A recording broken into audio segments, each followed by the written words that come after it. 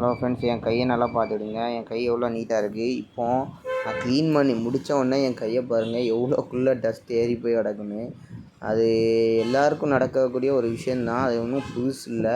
இருந்தாலும் இதில் ஒரு விஷயத்த நான் சொல்லணும்னு ஆசைப்பட்றேன். என்னென்னா, எங்கள் சார் சொல்லுவாங்க, ஐடிஐயில் படிக்கக்கூடிய ஒரு சார், எங்களுடைய ஃபிட்டர் சார்.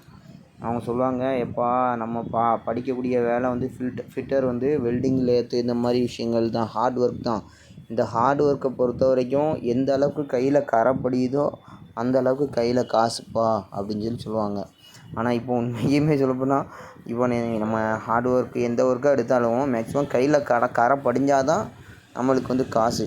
அந்த நேரத்தில் அதை வந்து டீசெண்ட்டு பார்த்துட்டு நம்ம சுத்தம் பண்ணாமல் வச்சிட்டோன்னு சொன்னால் நம்மளும் சுத்தமாக இருக்க மாட்டோம், நம்ம இருக்கிற இடமும் சுத்தமாக இருக்காது.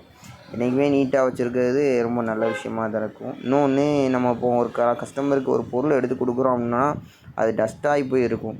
அந்த நேரத்தில் அது கஸ்டமர் பார்த்தோன்னே என்ன பண்ணுவான், வேணான்னு சொல்லிடுவாப்ப.